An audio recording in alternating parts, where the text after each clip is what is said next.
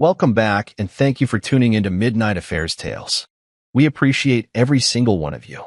We'd love to know what part of the world you are watching from right now. Let us know in the comments. Now let's dive into today's story, Chapter 1. The Wrong Flight Home. Jack Reynolds wasn't supposed to be home yet. His C-17 had hit mechanical issues mid-mission, grounding him 2 days early in California. Command offered a hotel, but he waived it. "I've got my own bed waiting," he told them. He didn't text his wife. After 12 years of marriage, he figured a surprise visit might be good. Maybe they'd catch up properly for once. Maybe sleep without the weight of deployments between them. He pulled into the driveway at 9:42 p.m. The porch light was off. Strange, Heather always left it on when he flew. Inside, it was too quiet. Not asleep quiet. Something else. Jack dropped his duffel silently, walking past the hallway photos. Wedding day, Kyle's 5th grade graduation, one of Heather laughing with wine in hand. He paused under that one. For a moment, his gut twisted. Then he heard it. A whisper upstairs. Then a breath. Not Heather's. He climbed the stairs without a sound. Combat boots still on. His bedroom door was slightly cracked. From the hallway, he saw a shape. 2, actually. A man's broad back and Heather's pale legs. He didn't move. He didn't kick the door in. He just stood there. 30 seconds. 40. A minute. Then he stepped back. Quiet as he came. Downstairs, he found it. A second phone. Sloppy. She left it charging on the kitchen counter. He turned it on. No password. The last message on the screen hit him harder than any enemy fire ever had. "I love you too. He'll be gone another week. We're safe." Jack didn't cry. Didn't yell. Didn't break anything.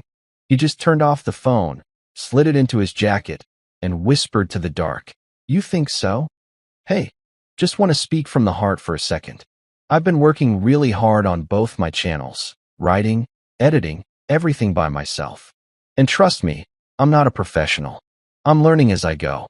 Every story I write, every topic I cover, it all comes from the heart. I'm trying to bring you stories that you might enjoy. But still, there are people who leave hate comments, negative feedback, and that hurts sometimes. I know not every story is for everyone. We all have different tastes. But for those of you who support me, show love, and subscribe, your kindness is what keeps me motivated. Thank you from the bottom of my heart. And if you're new here, or if you haven't subscribed yet, please consider clicking that button. It really helps me stay inspired and bring you even better, more emotional stories. I've also started a new channel called Betrayal Stories Lab, where I share deeper, more intense stories with powerful endings. The link is in the description, just one click. It would truly mean the world to me. Thanks again for being here. Your support means everything. 2 days passed. Heather never suspected a thing. She greeted Jack with a startled smile the morning after, wrapped herself around him like she missed him. He kissed her forehead, said nothing. Eric, the man Jack had seen, showed up the next evening, beer in hand, grinning. "Welcome back, Captain," he said, like he hadn't just had his hands on Jack's wife. Jack played it cool, laughed, drank. But that night, he sat on the edge of the bed, watching Heather sleep. Her breathing steady, peaceful. She had no idea the war had already started. The second phone now lived in Jack's flight bag. He'd gone through everything. Texts, pictures, one video. He never watched it twice. The pain wasn't sharp, it was cold. Like a steel plate pressed against his chest. Kyle was the one who cracked the silence.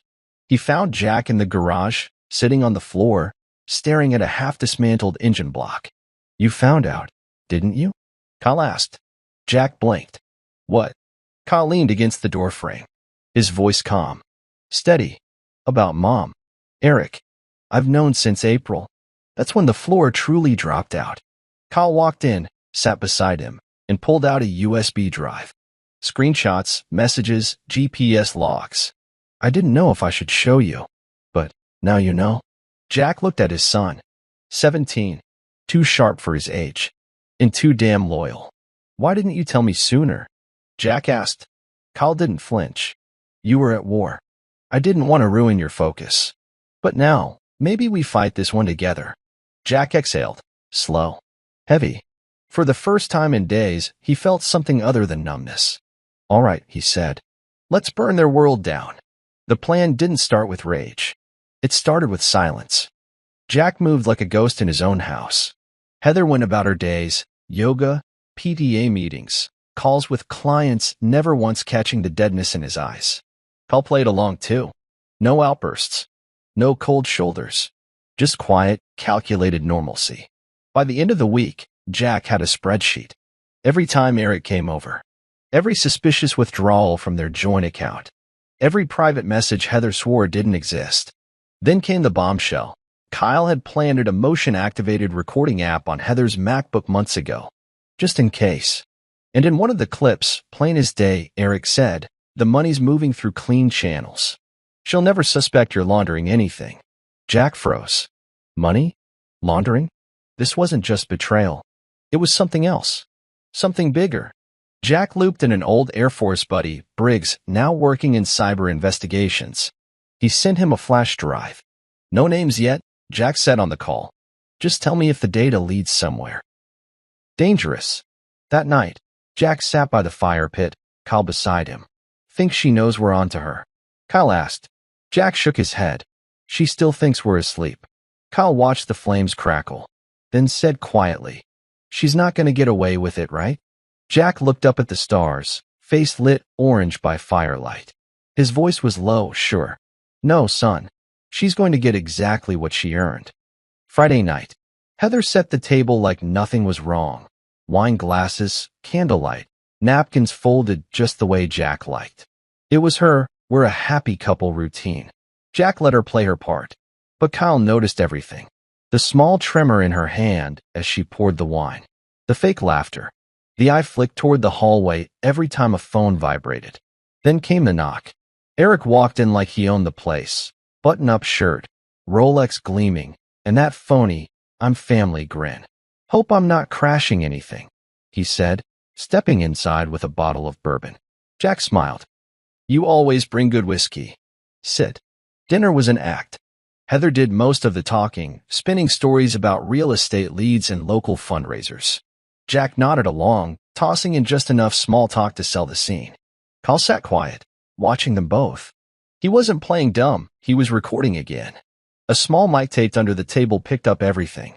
Eric leaned back with a smirk, sipping his bourbon. "You know, Jack, you're lucky. Some guys come back from deployment to a house full of strangers." Jack tilted his glass, watching the amber swirl. "Yeah, some guys lose everything and don't even know it." Heather laughed too loud. "Oh, stop it. You too." That's when Jack dropped the first seed. "I've been thinking about writing a memoir. All these missions. The classified stuff. Wild stories, you know? Lot of people would pay to read that." Eric froze for half a second. Heather's wine glass clicked against the plate. "Is that even allowed?" Jack smiled coldly. "Depends on what I decide to include." The tension in the room thickened. Kyle caught it. He looked at his father, then down at the hidden recorder. The trap was tightening. Late that night, Kyle opened the hard drive labeled "Physics Homework" and plugged it into his dad's laptop. No physics inside, just digital landmines. "Watch this," Kyle said, clicking a file marked Eric_voice_memo_3.mp4. Jack leaned forward. The audio wasn't clean, but the voice was unmistakable. "She doesn't ask questions. I run it through the firm, she signs the blind trust, and boom, money's clean." Heather's voice came through next, lower. "What about Jack? He's not stupid, Eric. He trusts you. And even if he does sniff something, the second he says the word laundering, we flip it. Say he's losing it." Jack didn't flinch. He hit pause and said, "How many more like that?" Kyle clicked through folders. "I've got 6 voice clips, 3 videos, and a chain of 48 emails. Most are backed up on encrypted cloud drives. We're safe." Jack nodded, exhaling. "This wasn't just an affair," Kyle added. "They were using your deployments to move dirty money. Real estate scams, shell companies. She's deeper than I thought." Jack stood and walked to the garage. When he returned, he was holding an old military-grade burner phone. He handed it to Kyle. "No texting. No calls. Just use this when it's time. And that time's coming fast." Kyle took it without a word. Jack looked at his son. For the first time, he didn't see a teenager, he saw a soldier. Someone who had his back in the one war that mattered now. You still good with this? Jack asked. Kyle nodded. We don't just burn them. We expose everything they built. Jack moved through the house like a stranger now. He barely spoke to Heather, only answered questions with one-word replies. She assumed it was deployment fatigue. He let her believe that. In truth, he was building a war map. On the wall in the garage, under a canvas cover, Jack had sketched a timeline. Arrows connected bank statements, dates of military deployments, and Eric's company expansion spikes. Red tape circled key patterns. Every time Jack flew out, Heather made a large transaction. Every return, the money vanished into consulting fees. One night, Kyle knocked on the garage door. We need another angle, he said. What if we track the payments coming into Eric's company? Jack stepped back from the map. Kyle shrugged. I've got a friend at school. His brother's a crypto freak. Knows how to follow wallets. Jack didn't say yes, but he didn't say no. They worked in silence for hours. Emails were decrypted. Bank logs downloaded. Jack realized something chilling. Eric's company had government contracts. Real ones. Not just fraud. This was embedded corruption. If this went public, it wouldn't just destroy Heather and Eric. It could shake parts of the defense sector. But Jack didn't care. If they used his name, his rank, his absences, they deserved collapse. The final stroke came when Briggs called back. This isn't just some dirty side hustle, Jack. Briggs warned. They're using your identity to access encrypted files. You've been compromised. Jack's eyes didn't move from the timeline. Then it's time we compromise them. He pulled the cover back over the war map and walked inside like nothing had changed. But everything had. Jack didn't sleep much anymore. At 3 a.m., he stood alone in the kitchen, staring out the window, coffee cooling in his hand. The suburban calm outside was a lie, just like the woman sleeping upstairs. Heather had been unusually affectionate the past 2 days. She cooked breakfast, asked about his nightmares from combat, offered long hugs that once felt warm but now made his skin crawl. He didn't pull away. He just let her perform. Kyle watched too. Observed.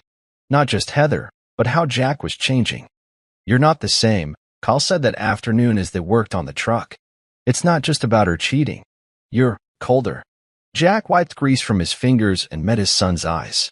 That's not a bad thing. Cold men don't hesitate. Kyle hesitated. You're not going to do something stupid, are you? Jack tightened a bolt until the metal groaned. No. I'm going to do something permanent. Later that night, Jack received a file from Briggs, unmarked, encrypted, and heavy with consequence.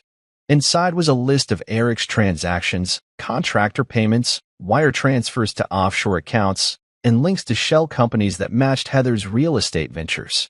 Jack had names now. Addresses. Timelines. Proof.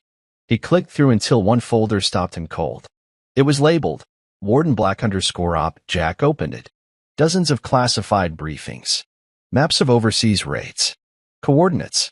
One file even included names of covert operators. All stolen from missions Jack had flown. Heather hadn't just betrayed him emotionally. She had used his position to access secrets that could get people killed. He closed the laptop and stood there in the dark, jaw locked. Upstairs, Heather was laughing on the phone. Something about a charity event. Jack didn't move. Didn't breathe. She had no idea her countdown had already begun. At 2:12 a.m., Heather stirred and rolled over, reaching for Jack. He was already awake, eyes open, staring at the ceiling like it held the answers he hadn't found in her lies. She rested her head on his chest. I've missed you, she whispered. He said nothing. She ran her fingers down his arm. You've been distant lately. Still silence. Heather propped herself up on her elbow, half her face hidden in shadow. If something's wrong, you can talk to me. Jack finally turned his head. Slowly, calmly. That's funny, he said. I was thinking the same thing. Heather blinked, thrown off by his tone. He kissed her forehead, turned on his side, and closed his eyes. Not because he was tired. He needed her to believe the mask was still on. The next morning, Jack stood by the mirror, tying his uniform collar. Heather walked in behind him, brushing her hair. You're going in early? He nodded. Debrief meeting. She slid her arms around his waist. You're so damn strong. I don't know how you hold it all together. Jack looked at her through the mirror. Discipline. She kissed his shoulder and left the room. Jack reached for his phone. No texts. No calls. But the message had been received. Briggs had sent a single line the night before. They stole intel that could trigger an investigation. You ready to pull the pin? Jack stared at the screen for a long moment, then typed back. I wanted to hit everyone. Not just them. The whole damn system. He closed the phone and exhaled. His hands weren't shaking. His voice, when he finally spoke aloud, was steady as a blade. Let them sleep. The wake-up's coming. The Reynolds house buzzed with fake harmony. Heather played her part flawlessly. Morning smoothies, casual affection, casual lies. But every movement she made, every word she spoke, felt choreographed. Jack noticed the micro-pauses in her speech when he mentioned work. The way she'd deflect any talk about finances. She was hiding behind her routine. Jack didn't confront her. He confronted Caleb. They met at an old fishing dock miles from base. Neutral ground. Caleb pulled up in a Jeep, shades on, nodding like it was just another Sunday. But Jack's silence unnerved him. You good? Caleb asked. Jack leaned against his truck. You knew? Caleb swallowed. About Heather and Eric? Man, I didn't want to be in the middle of that. Jack's voice was calm, but his eyes cut through him. Middle? You played both sides, Caleb. You let it happen. Caleb shifted. What did you want me to do? They said it was a phase. They told me you were distant. Dealing with stuff overseas. Jack's jaw tightened. So you sold out your friend for gossip. Caleb took a step back. You're making this bigger than it is. Jack pulled a printed photo from his jacket. A wire transfer record to Caleb's business, signed by Eric. Caleb's face drained. That wasn't. It was a loan, man. Just to cover a loss. Right? Jack said, walking past him. Funny how betrayal always sounds like business. He got in the truck without another word. As he drove off, Caleb yelled after him. What are you going to do? You're not thinking straight. But Jack wasn't listening anymore. Because now, it wasn't just personal, it was tactical. And loyalty? That wasn't just a word anymore. It was a line. And everyone who crossed it was on the list. Jack stood at the edge of the woods behind the old Air Force Memorial Chapel, alone, except for Kyle. There was no casket, no preacher, no mourners, just two folding chairs and a folded flag that Jack laid on the ground between them. Why are we out here? Kyle asked. Jack didn't answer at first. He crouched down and pressed the flag into the earth like it meant something, like it was marking a grave. I needed to bury something, he finally said. Kyle looked confused until Jack spoke again. I'm planning a funeral for the man I was. Jack stood, brushing dirt from his palms. His expression was unreadable, cold, but not numb. Focused. That man trusted his wife. That man believed in honor, in loyalty. That man's dead now. Kyle stayed quiet. He didn't need to say anything. He just nodded and watched his father pick up a black binder from the second chair. Inside it were names, dates, accounts, maps, legal pathways, media contact lists. This is the next war, son, Jack said, and we're fighting it with evidence. They walked back to the truck in silence, but it wasn't empty. The moment was loud with purpose. Jack wasn't burning with revenge anymore. He was building it. Slow, surgical, permanent. And now, it was no longer about just Eric or Heather. It was about every person who let it happen. They met in a parking garage, level 4, beneath a closed-down bank building in Bakersfield. Jack parked with his lights off and waited. Then she stepped out of the shadows.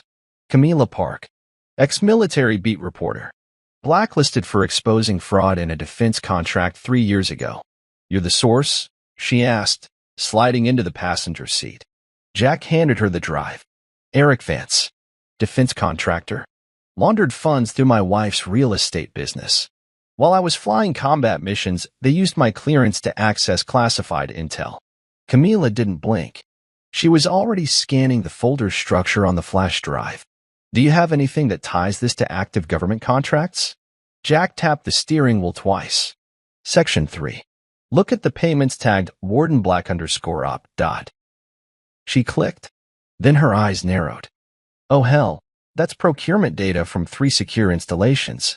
These aren't just shady invoices. This is internal security breach stuff. Jack looked straight ahead. I want the public to see everything. I want this to blow wide open. But I want it done right. No leaks. No rumors. No guessing. Camila shut the laptop and looked at him. You're trying to blow the doors off a classified network. You'll make enemies. They already made me theirs. She studied his face, steady, hardened. Then she nodded slowly. I'll vet it.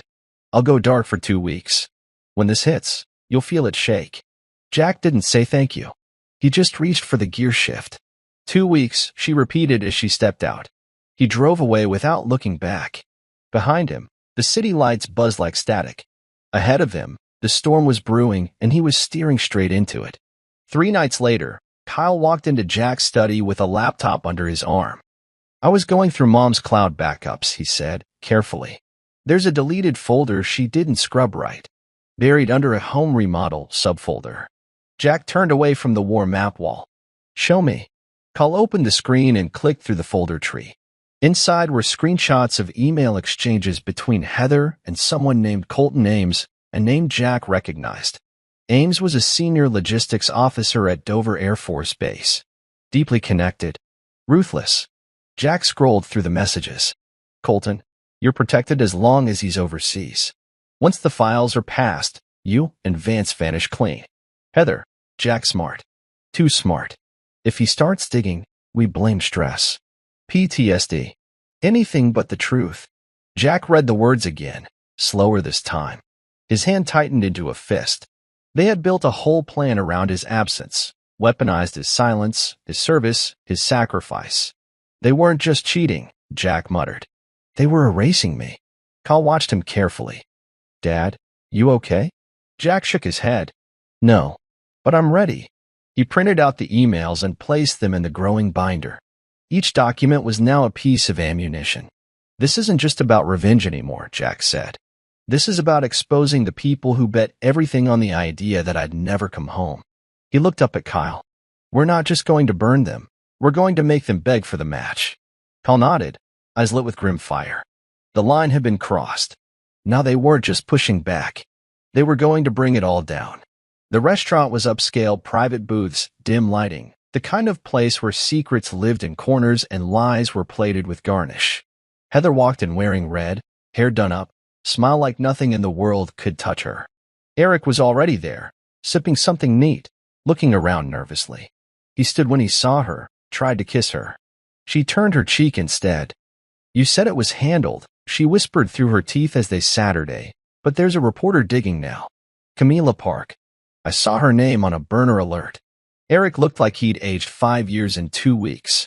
I didn't leak anything, he muttered. But Jack's not reacting. That's what scares me. He's not yelling. He's not threatening. He's just watching. Heather glanced over her shoulder. You said he was predictable. I said he was loyal, Eric hissed. And now he's betrayed. That's different. She sipped her wine, calm on the outside. Then you fix it. I can't fix what's coming, he said. The journalist is legit. If she gets this out, we're done. My contracts, your real estate scam, Colton's transfers, gone. Heather's smile flickered. You've always had a plan. Eric leaned closer. And this time? My plan's to disappear. Heather blinked. What? I'm leaving the country, he said. Within a week. If you're smart, you'll do the same. Heather leaned back, face blank. I'm not running. Eric gave her a long look, then stood. Then you're already dead. He walked out. She sat alone, swirling wine she no longer wanted, while 2 tables away, a woman with dark glasses and a hidden mic sent everything to a hard drive. Camila had heard every word. Jack watched from the driveway as Heather fussed with the table settings inside.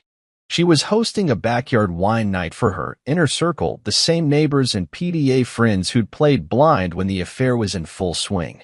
Jack hadn't been invited. Heather had said it was just the girls. So naturally, Jack showed up with lemonade and charm. Oh. Heather flinched when she saw him. You're, home early. Jack smiled politely. Didn't want to miss the party. She tried to pull him aside, but the guests were already waving, calling out, excited to see the hero husband back in town. Jack mingled like a man with nothing to hide. He poured drinks, told light stories, played the perfect spouse. Heather's eye twitched every time he laughed with someone. Then he brought out his laptop. "Hey, everyone," he said cheerfully. "Before dessert, I've got something fun." Heather's been working on a documentary pitch about real estate, and I found one of her deleted demo reels. Heather stood instantly. "Jack, don't," he clicked play. The screen showed Heather and Eric, drunk, laughing, slurring details about a shell flip property scam while bragging about laundering $300,000 tax-free. Gasps hit the crowd. One woman spilled her wine. Heather lunged at the laptop, but Jack shut it just in time. "Oops," he said. "Wrong file." The room was ice. Heather's face drained. "You set me up." Jack leaned in, voice calm, eyes cold. "You handed me everything. I just pressed record." The guests left in a slow, stunned silence. Some avoided eye contact. Others whispered apologies. Jack stood at the door, watching them scatter. The show was over, but the storm was just beginning. The binder was full now. Every tab color-coded, every document annotated. Wire transfers. Shell company blueprints. Heather's signed approvals. Colton's emails. Eric's forged clearances. The whistleblower packet was airtight. Jack sat across from Camila in a hotel room with blackout curtains. She scrolled through the digital copies, jaw tightening. "This isn't just a story," she said. "This is conspiracy on a federal level. These signatures alone." "I know," Jack said, eyes on the skyline outside. "So make sure they can't silence it." Camila nodded. "I've got outlets lined up. One piece in The Guardian, another on Military Crimes Wire, and a live podcast drop in 72 hours. Jack turned back to her. "You sure you're protected?" Camila cracked a grin. "I don't mind getting sued. I mind being wrong. And this? This is clean." Jack handed over the final piece, a scanned photo of a notebook entry with Colton Ames's initials beside encrypted data logs. "This nails it," she whispered. "I want them all down," Jack said. "Not just embarrassed. Not fired. Finished." "You'll get it," she said. "When this hits, there's no putting it back." Jack walked out into the night, breathing in the cool air. He didn't feel joy, or rage, or even peace. He felt ready, like a missile waiting for launch clearance. Heather thought she was the smart one. Eric thought he'd disappear. Colton thought his power made him untouchable. They were all wrong, because Jack Reynolds wasn't just coming for revenge anymore. He was coming for justice, with the kind of precision that left nothing standing. 3 days after the wine night incident, the first crack in the system hit like a fault line splitting open. Eric's defense company, Vanguard Tactical Logistics, was hit with a surprise audit from the Department of Defense. It started with whispers, locked servers, missing reports, unfiled tax data. Then, someone leaked a letter to the press. Camila's voice narrated it that same night on a podcast heard by over 2 million listeners. Vanguard is under active investigation for fraudulent billing of non-existent transport contracts tied to overseas operations. Payments were processed using private real estate channels traced to an Air Force officer's spouse. Heather's name wasn't said, but it didn't need to be. Everyone on base connected the dots. Jack sat in his truck, listening to the podcast play through the speakers while the base traffic moved around him like nothing had changed. Carl sat beside him, watching. "You think Mom knows yet?" he asked quietly. Jack didn't look at him. "She will." The next day, Heather didn't go to her yoga class. She didn't text, didn't call. By late afternoon, Jack came home to find her sitting in the kitchen, hair tied back, eyes puffy, a printed article on the table in front of her. "Is this your doing?" she asked, voice raw. Jack picked up the article, read the headline out loud. "Defense contractor under federal investigation for financial espionage ties." He folded it and set it down. Calm, controlled. "Funny thing about karma," he said. "It's never in a rush, but it always arrives." Heather slammed her hand on the table. "You had no right." Jack leaned in. "You gave me every right. When you used my name. When you used our house. Our son." Heather looked like she wanted to scream, but the words never came. For the first time, she realized this wasn't just falling apart. It was being torn down on purpose. Caleb's garage smelled like gasoline and failure. Tools scattered across the bench, a broken ATV engine in pieces, unpaid invoices pinned to the wall. It wasn't the life he portrayed at barbecues and base cookouts. Jack stood in the middle of the clutter, binder in hand. Caleb came down from the attic stairs, surprised. "Jack, didn't expect to see you." Jack held up the binder. "Still sure you were just in the middle?" Caleb sighed. "Look, man, I didn't sign up for whatever this became. I just needed help. Eric floated me alone. I didn't ask where it came from." Jack opened to a page marked Asset Transfers. There was Caleb's name, clear as daylight, tagged to a dummy LLC used to launder contractor payments. You knew it was dirty. Maybe not how dirty, but enough. Caleb's hands trembled. "If this goes public, I lose everything." Jack stepped closer. "You already did. You want revenge? Fine. But don't drag me into this war." Jack's tone turned lethal. "This was never just revenge. This was betrayal at scale. And you helped it breathe." Caleb turned away, pacing. "You're going to blow it all up, aren't you?" "No," Jack said. "I already did." Caleb looked up shocked. "What?" Jack pointed at a screen behind him. Caleb turned. His security cam feed showed Camila outside filming, recording, documenting. "You just gave her your side of the story," Jack said. "You should have picked a better one." Jack left without another word.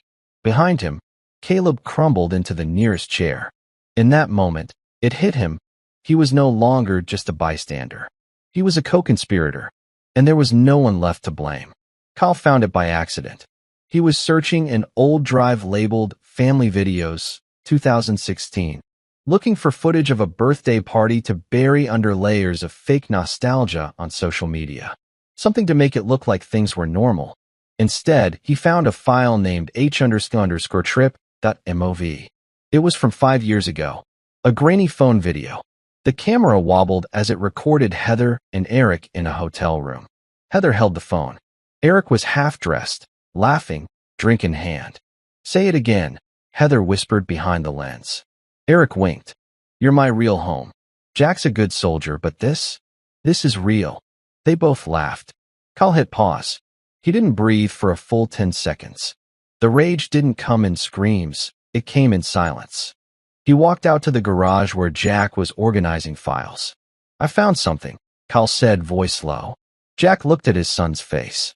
No fear, just focus. They watched the tape together. When it ended, Jack simply nodded. "This goes in the final drop." Kyle looked down. "It's been going on since I was 12. Jack didn't speak. Then Kyle added, voice trembling, "They used your deployments to build something fake. And I lived in it." Jack reached out, gripped Kyle's shoulder tight. "Not anymore." Later that night, they burned 3 copies to encrypted USBs. One for Camila, one for the federal archive they were building, one to be buried in a lockbox under the floorboards of their garage. Kyle asked why. Jack replied, "Because someday, when the dust settles, someone's going to ask how the truth survived. And we'll show them." It was Kyle who noticed first. He'd been tracking Eric's movements through a private GPS tag hidden in an old golf bag, one he borrowed from their garage for a weekend trip months ago. On Friday, the dot on the map vanished near a coastal stretch in Oregon. No motion, no signal, no ping in over 36 hours. "He's off-grid," Kyle told Jack. Deliberately. Jack stared at the blinking cursor on the screen. He ran. Heather noticed too. That night, she paced the living room like a caged animal. Her phone rang nonstop, unknown numbers, dead air, no voicemails. She was unraveling. Jack watched from the hallway. Silent. At dinner, she finally snapped. "Where the hell is he, Jack?" He didn't look up from his plate. "I thought you were just business partners." Heather slammed her glass down, red wine sloshing across the tablecloth. "Don't play games with me. You think you're smarter than all of us? You have no idea what you've started." Jack leaned forward, fork in hand. "I didn't start this. I just stopped pretending I didn't see it." Heather's face flushed with panic. For the first time, the confidence cracked, and behind it, fear. That night, she tore through her files, her laptop, her burner phones. She deleted accounts, burned papers in the backyard. Jack stood at the upstairs window, arms crossed, watching smoke curl into the sky. "Burn all you want," he said under his breath. "It's already over." Monday morning. Camila Park's podcast dropped at 6 a.m. sharp. By 7:30, it had 100,000 downloads. By noon, it hit 1 million. Jack listened to it alone in the garage, the voice of his enemy now echoing through Bluetooth speakers. You're my real home. Jack's a good soldier. But this is real. The episode was titled, Wife, Friend, Federal Crime. Clips from the video ran alongside evidence, company shell records, bank transfers, even Heather's voice and coded messages to Colton names. She was cooked, but it wasn't just her. The podcast dropped names, Colton, Eric, Caleb. Not accusations, proof. The episode ended with a voice clip from Jack himself, recorded weeks prior. This wasn't about hurting me. This was about erasing me. They tried to delete a man they thought would never come home. The impact was instant. Military forums exploded. Local news picked it up. One outlet ran a headline. Cheating wife or covert operative. Shocking scandal exposes ties between infidelity and intel breaches. Jack's phone buzzed endlessly. Camila texted, "It's working. They're crawling now." By nightfall, Jack sat at the kitchen table, binder closed. Heather never came home. She was gone. But she hadn't run like Eric. She was summoned. FBI agents showed up at the doorstep at 10:42 p.m., suits dark, voices low. "We need to speak with your wife." Jack opened the door wide. "She's all yours." The next morning, Kyle stood by the front door, backpack slung over one shoulder, watching Heather from across the room. She looked hollow, eyes bloodshot, hair a mess, skin pale like all of her color had drained out. She moved like she hadn't slept, because she hadn't. Kyle didn't speak until she turned to leave the room. "I know everything." She froze. "What?" Kyle stepped forward, pulling a small flash drive from his coat pocket. "The calls, the emails, the hotel videos, even the time you signed your name to shell documents under my name." Heather's mouth opened slightly. No sound came out. "You didn't just cheat," he said. "You tried to erase Dad. And you almost erased me too." She stepped forward, voice breaking. "Kyle, I don't," he cut in. "You don't get to cry now." The silence that followed was louder than any screaming match could have been. Heather dropped her keys on the table. "You told him everything?" Kyle nodded. "No," he said. "He found most of it on his own. I just stopped protecting you." Tears welled in her eyes, but Kyle didn't move. "The worst part," he said quietly. "You thought no one would love him enough to fight for him." Heather's knees buckled, and she dropped onto the couch, burying her face in her hands. But Kyle was already gone. Down the steps, into the car. Jack was in the driver's seat, engine idling. "Ready?" Jack asked. Kyle nodded. As they drove off, Jack didn't look in the rearview mirror. He didn't need to. What they left behind wasn't a wife or a mother. It was a ghost of a woman who bet against her own family and lost. Heather hadn't spoken since the FBI left the house with 2 phones, a laptop, and a list of her offshore contacts. She sat at the dining table in her robe, fingers clenched around a half-empty cup of cold tea. Kyle stepped inside from school, dropped his bag quietly, and just looked at her. She didn't meet his eyes. "Kyle," she whispered, voice hoarse. "Please, sit with me. Let me explain." He didn't move. Heather stood, walked slowly toward him. "I made mistakes. I was scared. I got pulled into something I didn't know how to escape from." Kyle laughed bitterly. "You had a way out. It was called telling the truth." Her voice cracked. "I didn't want to lose everything." He stepped forward, eyes burning. "You did." Heather's face crumpled. Kyle didn't flinch. "You don't deserve to be anyone's mother." She broke then, collapsed into the nearest chair, sobbing into her hands like grief could buy her redemption. But Kyle didn't comfort her. He just walked past. Jack stood outside by the truck, waiting. As Kyle climbed in, he whispered under his breath, "She's already gone." Jack nodded once. They drove away in silence, father and son, side by side, not just survivors now, but fighters with nothing left to lose. Briggs called just after midnight. His voice was flat, controlled, but Jack could hear the tension underneath. "You need to come in. Right now." Jack left the house without a word. Kyle didn't ask. At the undisclosed base near the desert, Briggs met him with a sealed manila folder. "You were right," Briggs said. "This wasn't just fraud or infidelity. You were part of something they called Operation Stingray. Jack opened the folder slowly. Inside were black and white satellite images, lists of targets, airstrike maps from missions Jack had flown, but never debriefed. Briggs continued. They used your deployment routes as a smokescreen. Intelligence was piggybacked through encrypted traffic you carried unknowingly. Jack's chest tightened. How, he asked. Your wife had access.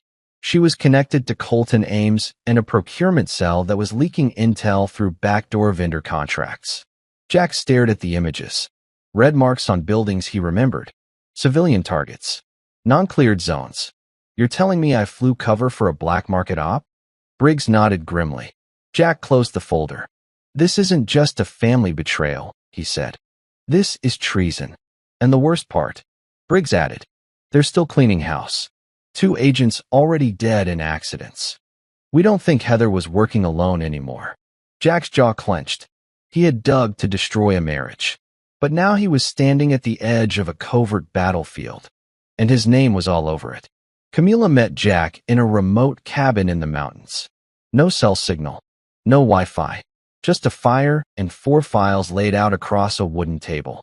She spoke low, urgent. This is bigger than either of us thought. Colton Ames is not just a rogue officer. He's tied to a privatized intel broker operating overseas. They've been flipping defense assets for profit. Heather was a mule. Eric was the bridge.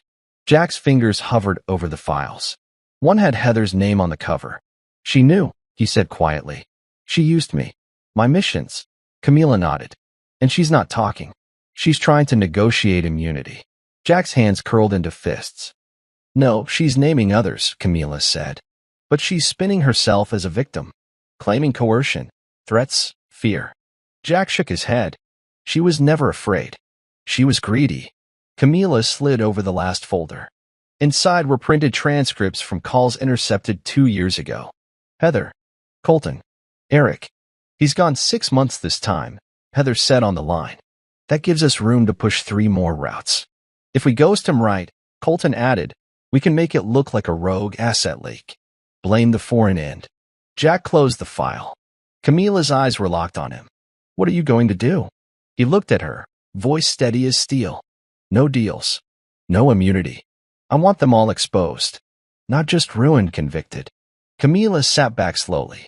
You're going to war with people who erase lives, Jack. Jack stood. Good. Let them try to erase mine. It started with one headline. Then it multiplied like fire. Military wife at center of federal espionage case linked to defense contractor, Air Force whistleblower sparks Pentagon scandal, intelligence leaks hidden behind marriage and money. Inside the fallout, Jack sat in the back booth of a diner off Route 6. Phone on the table. Coffee untouched. Kyle across from him, scanning article after article, his jaw tightening. Mom's photo is everywhere, Kyle muttered. Jack looked at the screen. It was a freeze frame from her charity gala last year. Dressed in blue, diamond smile, hand on Eric's shoulder. Now it was tagged, federal suspect. She tried to be untouchable, Jack said. Now she's unavoidable. Across the room, an older man at the bar glanced at Jack, then back at his phone. It had begun. Camila texted, DOJ officially launched criminal inquiry. You're vindicated. Keep your head down. Jack didn't reply. He just turned his phone face down. His war wasn't about being right. It was about being heard. Outside, TV vans were parking along suburban curbs. Reporters knocked on doors. Old neighbors whispered behind blinds. By nightfall, Heather's former social circle had gone silent. Group chats? Gone. Friend requests? Canceled. Her phone? Disconnected. Kyle looked out the window and asked quietly, You think she's scared now? Jack didn't answer, but he knew fear wouldn't even begin to describe it. It wasn't planned. Not really. Camila reached out, said a podcast was doing a follow-up piece on family fallout from intelligence leaks. They wanted an emotional voice, not a soldier, not a reporter, someone in between. Kyle agreed. The studio was dim, the host gentle, the mic read with silence until Kyle finally spoke. People think the worst part was the cheating. It wasn't. The host leaned in. Then what was? Kyle exhaled slowly. It was feeling like my mom didn't even see us as real. like we were props in a life she staged for gain. My dad was deployed, risking his life, and she was selling access to people who couldn't care less if we lived or died. Silence. Then, she used our name like a key, and when things got messy, she planned to disappear, leave us buried with the consequences. The interviewer cleared his throat. Why are you speaking now? Kyle didn't blink. Because someone needs to know what this does to a kid. What betrayal looks like when it's not just emotional, it's national. I want people to remember her face when they say the word trust. The episode aired the next day. It went viral. Thousands of comments poured in. That kid's strength is insane. This broke me. Imagine your mom choosing espionage over family. Let this boy be the voice that warns others. Jack watched the whole thing, sitting in silence in the dark. When it ended, he reached over and squeezed Kyle's shoulder. You just exposed her in a way evidence never could. Kyle didn't speak, but his eyes said everything. They didn't hold a memorial. Not in the way people expected. Jack took Kyle to the edge of the desert, where the wind was sharp and the ground was dry as bone. No gravestone. No audience. Just a small metal lockbox and a shovel. Inside the box, the original second phone, USB copies of the Stingray documents, and a note handwritten by Kyle. To the people who thought truth could be buried, this is where it waits. They dug in silence. Jack placed the box inside, pressed it down gently. Kyle poured the dirt back over it. No crosses. No markers. Just sand and sky. When it was done, Jack stood back and stared at the spot. This is the only funeral they'll get from us, he said. The people they pretended to be. The family they lied about. Kyle stood beside him, arms folded. Good riddance. They left in silence, dust trailing behind them. It wasn't about revenge anymore. It was about closure, not just for them, but for every part of themselves that had been buried under lies and was now, finally, free. The Cayman Islands were beautiful from above, white sand, teal water, peaceful. But from the inside of a wire fraud investigation unit, they were just another hiding place for people with too much to lose. Camila sat in a legal office in Grand Cayman, flipping through the frozen accounts linked to Eric Vance. Her contact, a local banker turned whistleblower, handed her a stack of scanned statements. All of this was flagged last week, he said. Account closures, rushed wire transfers to South Korea and Prague. One flagged under her name too, Heather Reynolds. Camila scanned through the entries. There it was, a $600,000 transfer labeled as a consulting exit fee, processed 2 days before Eric vanished. He planned his exit perfectly, she muttered. The banker shook his head. He was close, but he got cocky. Camila leaned forward. What do you mean? The banker tapped one line on the statement. Transfer attempt rejected. He used a flagged channel tied to a NATO security fund. That triggered a red-level response, which means Camila cut in. The feds are watching every account tied to him now. He nodded. And if he surfaces, even for a second, they'll be waiting. She gathered the files, ice cold. Good. He doesn't get to vanish quietly. Back in the States, Jack received the encrypted documents from her that night. He sat at the kitchen table, reading through the financial skeleton of Eric's empire. Offshore accounts. Front companies. Silent partners. He turned to Kyle. He tried to disappear. Kyle leaned in. Then let's make sure the world never stops looking. Whispers had turned to calls. Then the calls turned to quiet closed-door meetings. 2 colonels and 1 base commander were now under internal review. Jack didn't gloat. He just showed up to work, clocked in, and sat in front of the same command desk where he'd once been sent off to war while others exploited his absence. Colonel Mercer, once a polished figure of command, looked different now, slumped posture, tie loosened, a file in his hands that shook slightly when he passed it over. We're conducting a full compliance audit, Mercer said. Your name's clear. But some lines were crossed under your deployments. Lines we weren't aware of at the time. Jack took the file. You're aware now. Mercer didn't argue. He looked down. You were compromised by someone close to you. The system failed. Jack leaned in slowly. No. The system was the accomplice. Silence stretched between them. Then Mercer said something Jack didn't expect. We're recommending you for a civilian ethics advisory panel. Quiet role. But you'll have access. Jack raised an eyebrow. Why? Because you're the only one in the room who didn't lie when it mattered. Jack stood without taking the offer. I didn't come for a promotion. I came to make sure people remember what happens when silence becomes strategy. He left the office as calm as he'd entered. But behind him, 3 officers sat still, the weight of exposure finally settling on their shoulders. The courtroom was colder than expected. Heather sat between 2 defense attorneys, dressed in gray, her makeup too clean, too deliberate, as if trying to cover up damage that couldn't be hidden. Jack sat in the gallery, Cal beside him. No emotion, just quiet observation. The prosecutor spoke first. Heather Reynolds acted knowingly as an intermediary in the unlawful distribution of classified information. In exchange for her cooperation identifying higher-level actors, we are offering a plea deal. Jack leaned forward slightly. Heather's voice trembled when she spoke. I wasn't the mastermind. I was scared. They said Jack wouldn't return. They told me I was disposable if I didn't cooperate. Kyle whispered, without turning his head, she's lying. The judge reviewed the documents, tapping a pen thoughtfully. You've named your co-conspirators. Submitted digital records. But this court doesn't deal in pity. We deal in accountability. Heather stared at the floor. The judge continued. You'll serve 7 years in a federal correctional facility with limited eligibility for early release.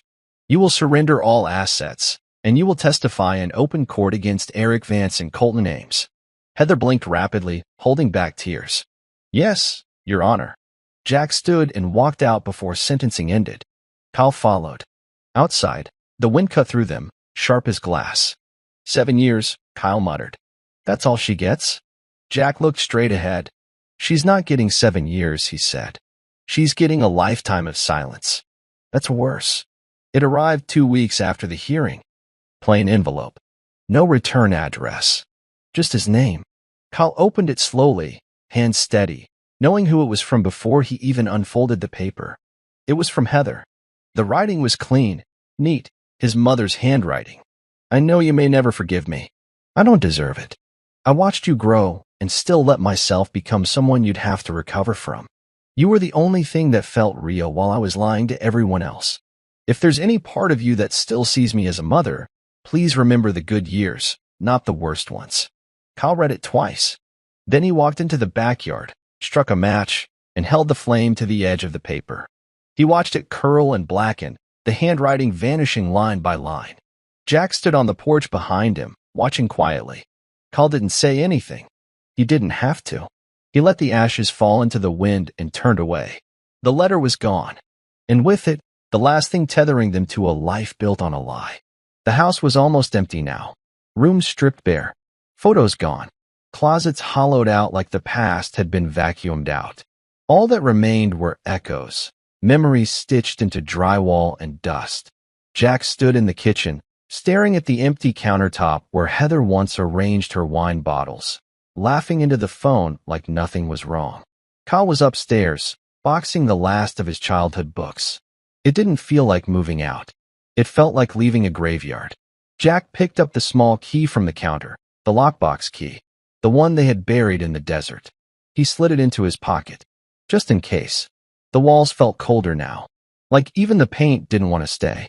Kyle came down with the last box, set it by the door, and looked around. Doesn't even feel like it was ever home. Jack nodded. It wasn't. Not really. Just a well-decorated lie. They walked out together. Before Jack locked the door, he pulled a small card from his jacket and placed it on the entry table. It read, "Rot in the ashes." He closed the door without looking back. The silence that followed was not emptiness. It was freedom. The story wasn't supposed to be about Caleb, but guilt has a way of making cowards speak up. He sat in front of a live-stream camera, face pale, jaw tight, a glass of untouched water by his laptop. "My name is Caleb Hart," he began, voice shaking. "And I was part of a cover-up I didn't fully understand. But I did help it. And now I need to talk." It wasn't scripted. It wasn't clean. But it was raw. Real. He walked viewers through how he'd taken loans from Eric. How Heather passed off illegal deals as personal arrangements. How Colton Ames had visited his garage once, casually dropping a manila folder and saying, Just say it came from a contractor if anyone asks. Caleb's live confession caught fire. Within 2 hours, military Reddit threads had clipped it. TikTok had reaction videos. By midnight, the media was calling it the quiet betrayal. Jack watched the stream from a friend's place. He didn't smile, but he did mutter under his breath, "You're late to the truth." But not useless. By morning, federal investigators had reopened threads tied to Caleb's statement. The noose around the corruption circle was tightening, and they were running out of places to hide. Jack wasn't the type to go public, but there are moments when silence turns into complicity. He typed the post late one night, simple, direct. Posted it anonymously to a veteran forum that had been quietly tracking the scandal since Camila's first podcast. Title: How Loyalty Can Kill You Body. They counted on me being too loyal to ask questions. Too proud to suspect my own family. Too disciplined to speak up. They were right, for a while. But the moment I stopped protecting people who didn't deserve it, everything changed. Betrayal doesn't come in gunfire. It comes in paperwork. In trust used like a weapon. If you're reading this, and you've ever felt something was wrong, chase it. Loyalty is earned, not inherited. And if someone's building a kingdom behind your back, burn the foundation. GR. The post went viral in hours. It became a rally cry for service members who had been manipulated, gaslit, used. Jack didn't comment, didn't add updates. He let the words stand. Some truths don't need a voice, they need a mirror. Jack's military contact, Major Elliot Shaw, was a quiet man, razor-sharp, and allergic to attention. But when Jack dropped a file on his desk marked Colton Ames, classified routing manipulation, Elliot leaned back in his chair and read every word. "Where'd you get this?" he asked, eyes narrowing. "Off the back of my name," Jack replied. "They used my security clearance as a shield." Elliot's jaw tightened. This isn't just corruption. This is deep channel security compromise. We're talking congressional hearings. Jack folded his arms. Good. Let the system eat itself. Elliot nodded slowly. I'll walk this to internal counsel. No emails. No paper trail. He stood, walked around his desk, handed Jack a small envelope. For what it's worth, you kept your integrity. Most men in your position would have snapped. Jack didn't take the compliment. He just took the envelope and left. Later, in the parking lot, Jack opened it. It was a letter, official, clean. Request for testimony, federal hearing. Location, Washington, D.C. Subject, security breach, Operation Stingray. Jack folded it neatly. The storm wasn't over. But now, he was the one standing in the eye of it. It started with one press release, then 5. Then a ripple turned into a landslide. Department of Defense cancels $230 million in contractor deals following internal breach probe. Vanguard Tactical, Ames Holdings under federal review. Confirmed. Over 19 contracts tied to Operation Stingray are officially suspended. Jack sat in a small coffee shop near the base, watching headlines roll across 3 different screens. Every single one carried a name or company he'd circled and read months ago. He wasn't smiling. He was studying the fallout, his war map catching fire in real time. A quiet voice startled him. You did it. Camila stood beside his table, coffee in hand, eyes sharper than ever. No, Jack said. We did it. She slid him a flash drive. Unpublished footage. Heather and Colton pre-plea. You'll want to see it? Jack plugged it into his laptop. A hotel room. A grainy recording. Heather pacing. Colton drinking from a flask. If this blows, I burn first, Colton snapped. You better stick to the script. I will, Heather replied, cold. But if I go down, I'm naming every name I ever heard, including yours. Jack paused the footage. She's still playing every angle, he muttered. Camila leaned in. Not anymore. She testifies next week. No more spins. Just the stand, and you. Jack's eyes narrowed. Good. Let her finally face me, where she can't lie. Federal court. D.C. Heather stood at the witness stand, under oath, under lights, under pressure. She wore black. No jewelry, no smile. Her voice was low, rehearsed. I was manipulated, she said. They promised safety, freedom, a future. I thought I was protecting my son. I was wrong.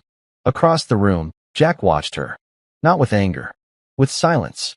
Heather continued. Eric Vance handled the logistics.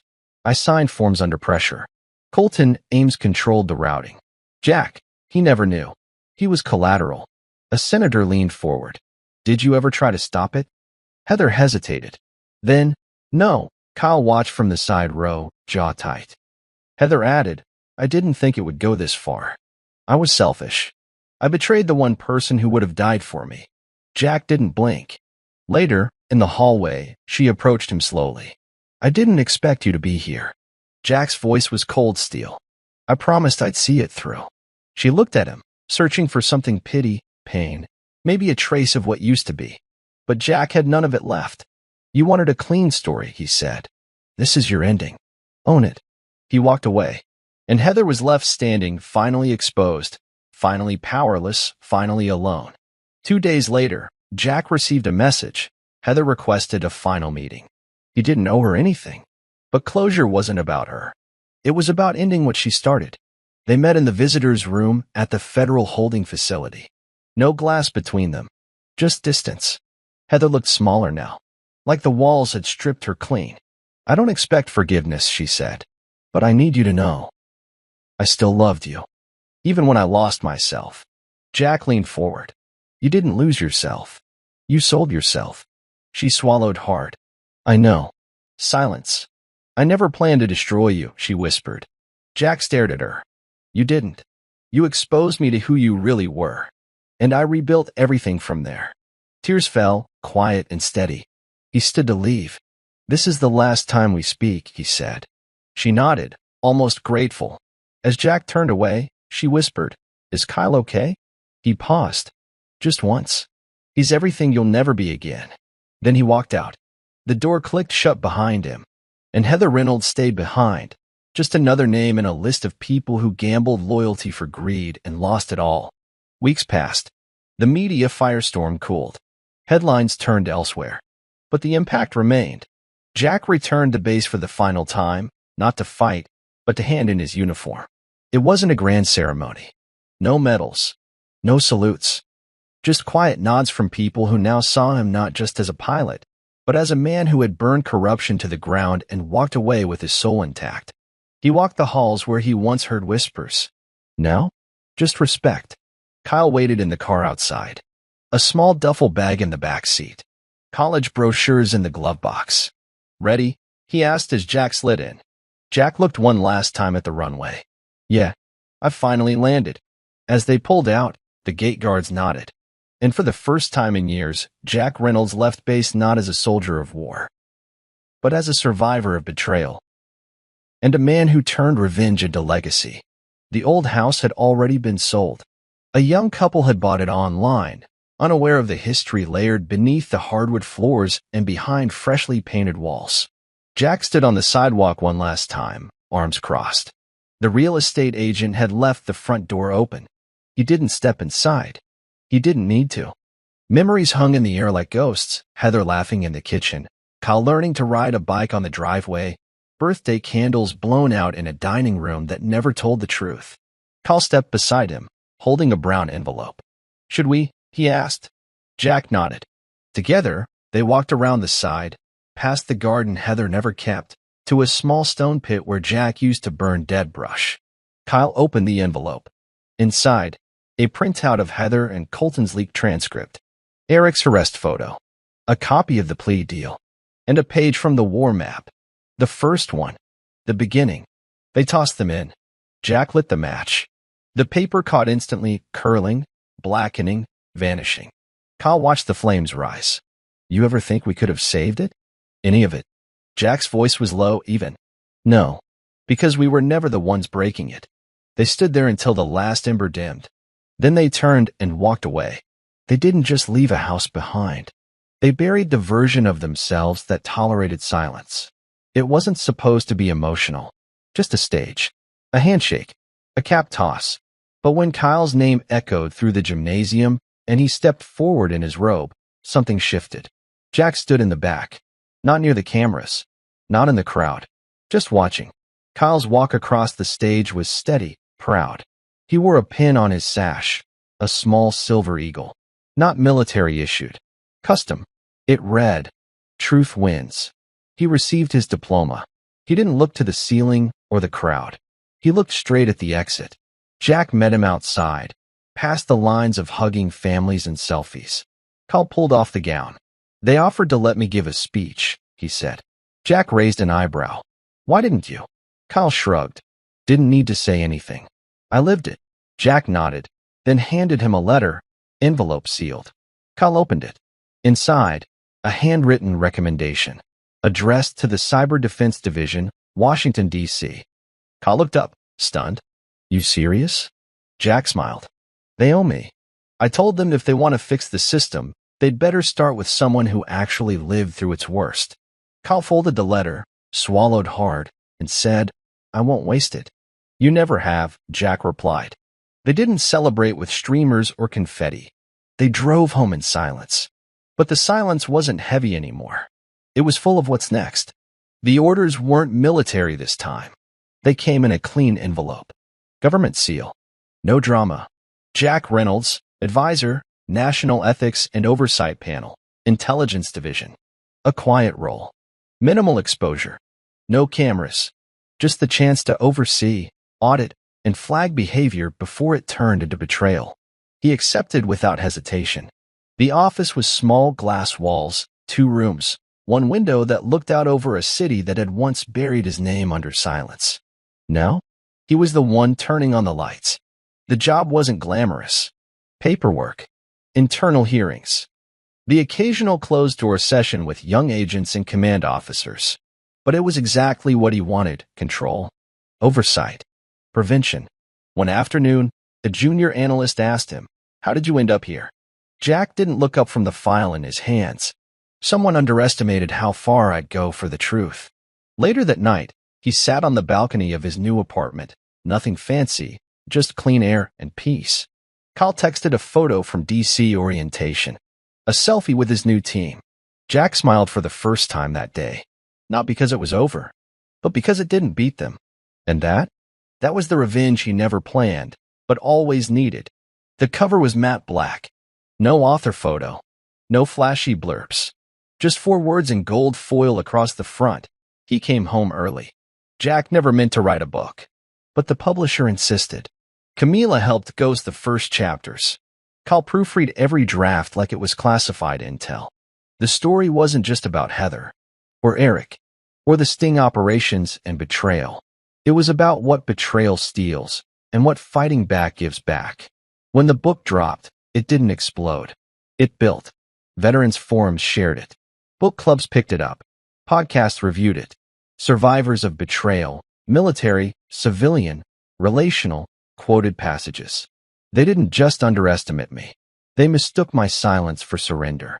Jack did one interview. Just one. He was asked, "What do you hope readers feel when they finish your book?" He paused, then said, "I don't want them to feel anger. I want them to feel armed." The interviewer leaned forward. "Armed with what?" Jack met her eyes. "The truth." Eric Vance was found in Berlin under an alias, arrested in a cafe with a fake passport and encrypted flash drives sewn into the lining of his coat. He was tried privately, convicted publicly. Colton Ames didn't show for his hearing. He was found 3 days later in a safe house bunker outside Vegas, 2 steps ahead of a bullet, but 1 step behind Jack's truth. Both men were now names etched into federal case logs. Heather? She was moved to a minimum security facility in Nebraska. Taught GED classes. Quiet. Forgotten. Until 1 letter slipped into Jack's mailbox. No return address. Just a single sentence on the paper inside. "You were always more than I deserved. I just didn't see it until you left the room." Jack didn't reply. Some words don't earn answers. He folded it in half and tucked it into a drawer, not for forgiveness, but for remembrance.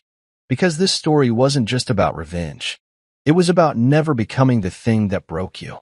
1 year later, Jack stood on a hiking trail in Colorado with Kyle beside him, both dressed light, breathing in cold mountain air. No noise. No phones. No guilt.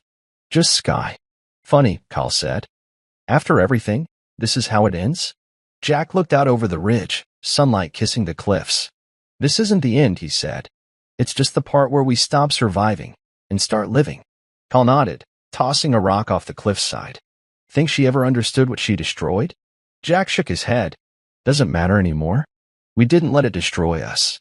They sat down on the ledge, legs dangling over the edge of peace they earned inch by inch. As the wind picked up, Jack looked at his son and asked, "If silence can shatter a family, then what do you think truth can rebuild?" That's a question we'll leave to you, the viewers, the survivors, the ones who've been through something and still showed up for more. Where are you watching from? Tell us in the comments. We read every single one. If this story hit you somewhere real, like, subscribe, and share it with someone who's still silent, but maybe not for long. We'll see you soon in the next epic, emotional, no mercy revenge thriller. Until then, stay sharp, stay brave, and take care of your truth. The end.